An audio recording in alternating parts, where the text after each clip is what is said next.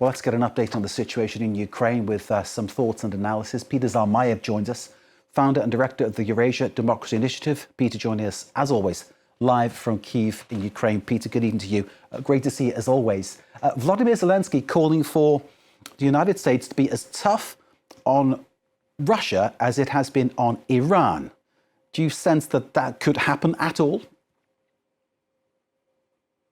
Well, I think it's a very poorly concealed secret that, once again, Donald Trump harbors some kind of unexplained sympathy for Vladimir Putin. And I think nothing exemplifies this better than the fact that the politician you just mentioned, Mark, in the lead up to this, Prime Minister of Hungary, Viktor Orban, enjoys the support of both the Kremlin and the administration of Donald Trump. So the irony was not lost on anyone that when Vice President J.D. Vance was in Hungary berating Brussels and the Ukrainians ostensibly for interfering in the Hungarian elections, what was he there for? He was there to precisely do the same by endorsing Viktor Orban. And so rather than they pay attention to the way that Russians have been trying to influence the elections and put the finger on the scale for Viktor Orban, instead Vance decided to attack Ukrainians. This is, of course, all very concerning, especially now. Let's go back to Iran. We have enough evidence, I think, that's been reported that would justify a thorough investigation of how the Russians have aided and abetted the Iranians in their resistance against the American armed forces. And even that hasn't produced any sort of criticism from the White House or any sort of concern. I mean, we saw a deflection attempt, when the administration said that the Russians, haven't had much success in aiding their Iranian allies. But be that as it may, I think these facts are quite stark, quite jaw-dropping. And once again, the question remains, what exactly is the relationship with Donald Trump and Vladimir Putin that precludes him all this time from criticizing the Russians and Vladimir Putin personally? Zelensky saying the US ignores Iran and Russia cooperation because Trump basically trusts Putin. As you say, it's difficult to understand how and why that happens. I'm wondering about the Hungarian election. You brought it up, Peter. Is this something that people in Ukraine will be watching closely to see how that turns out? Because if there is a change there, it might, of course, change the situation regarding that €90 billion EU loan for Ukraine. Well, I mean, his opponent, Mr. Peter Magyar, also has said some things quite critical of Ukraine. That is, I'm not sure if that was to cover his base, sort of to cover his base, basically, to make himself invulnerable to accusations of being too close to the Ukrainians or Brussels.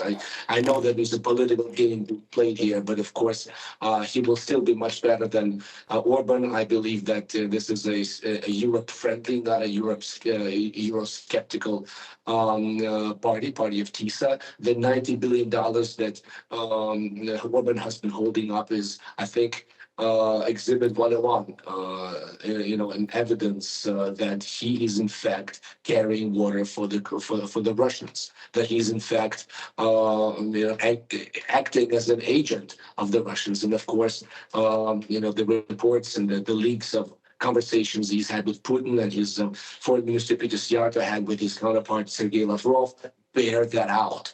The question remains why Brussels hasn't decided to do anything about Hungary, why it hasn't been considered suspending its voting rights. We're talking very clearly about a Trojan horse within NATO, within the EU. So of course Ukrainians are looking forward and hoping and praying and knocking on wood that this Orban and his coterie are thrown out of Hungarian politics for good.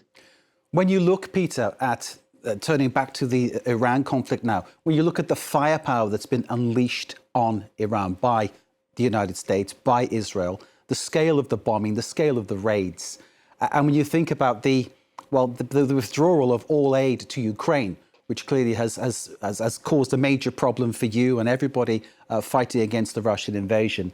It must leave you with many questions about sort of the fairness of what is happening here. But I'm wondering if the situation in Iran has somehow changed the situation for you. We've spoken about how Ukraine's drone technology has perhaps turned into something of a lever for you, some kind of leverage to perhaps get more help from different sources. Indeed, and that's what explains why we saw Zelensky in Middle Eastern capitals such as Damascus, of all places, and in Riyadh, meeting with Prince Mohammed bin Salman. Of course, I think the war in Iran, contrary to Donald Trump's mission accomplished sign, his iteration of George Bush's proclamation of victory when he proclaimed American victory this time as well. I think it was a bit premature. We'll have to see.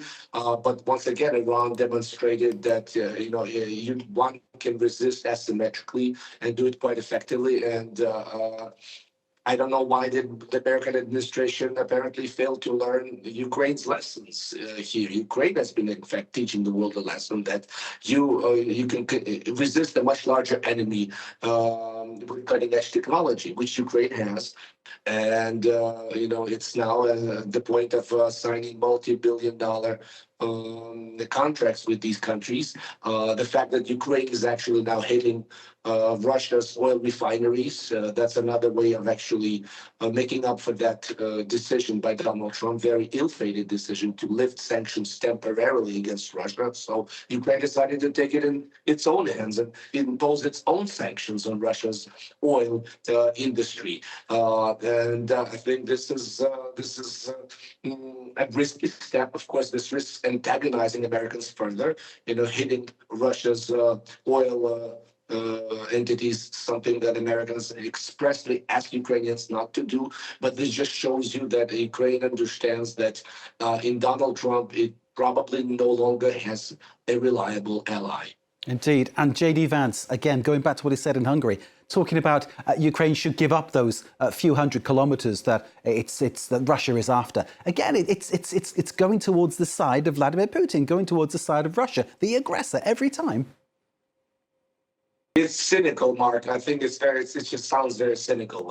We're talking about just a few kilometers. You're of course ignoring, lives and livelihoods of tens of thousands of people, and the fact that losing that territory, it's not no man's land, right? It's not, scorched earth just yet.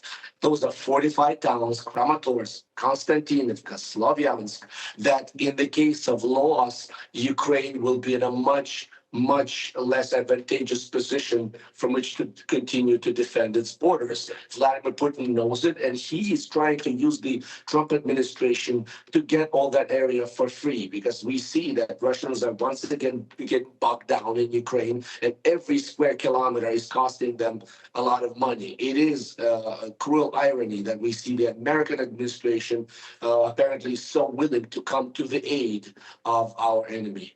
And I remind everybody who perhaps may have forgotten that you are from the Donbass, so you speak with great passion about that area that J.D. Vance is basically waving away as something insignificant that should perhaps be given away. Peter, we're getting towards the end of our interview. I know Vladimir Zelensky is talking about trilateral talks resuming soon. Also, there's a report I read in the New Voice news app from Ukraine talking about perhaps Putin cancelling the usual May Day parade because Ukraine is succeeded in hitting targets so far into Russia right now. There is a threat that perhaps Putin sees there possibly happening. Do you feel, Peter, that if trilateral talks resume, and I'm saying this as Putin's envoy Dmitriev is in the United States to talk to the Trump administration, if the talks resume, do you see any progress being made? I'm skeptical on that point. Vladimir Putin is as obsessed as ever with his idea of bringing Ukraine to its knees. We haven't seen any indications that would indicate otherwise. And if Americans think they can this time finally push Ukrainians to make those compromises, to leave those few square kilometers as per J.D. Vance, they're wrong again. I think Ukraine is now playing asymmetrically as successfully as ever. As I said, there are indications that the Russians have bogged down, and the fact that this by some estimates, Ukraine took about 50% of Russia's oil refining capacity out of operation. That in fact bolsters Ukraine's negotiating position. So once again, that would mean another kind of dead end.